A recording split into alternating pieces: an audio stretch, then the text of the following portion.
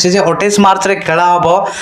SRH बनाम RCB जोटा बड़ तगड़ा वाला ओपनिंग रहिबो आईपीएल रो ओपनिंग किछि एभली होबा पई जाउछि जोटा कि भाई ब्लॉकबस्टर रहिबो सेमिति 29 मार्च रे खेला जिवो मुंबई इंडियंस बनाम कोलकाता नाइट राइडर्स मैच अछि मुंबई रे 30 तारिख खेला जिवो राजस्थान रॉयल्स बनाम चेन्नई सुपर किंग्स माने संजू बाबा को पुराना टीम साथी रे जाडू को पुराना टीम माने भाई क्लासिक मैच रहिबो ए मैच खेला जिवो चेन्नई रे एवं यहा व्यतीत 31 मार्च रे खेला जिवो पंजाब किंग्स बनाम गुजरात टाइटन्स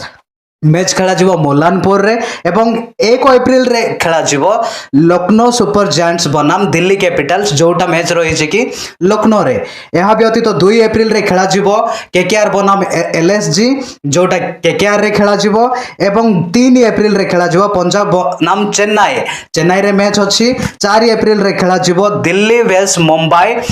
दिल्ली तारो होम मैच खेलिबो एई दिन एवं 5 एप्रिल रे जेहेतु दुईटी मैच रही छी दिन बेलरो मैच रहिबो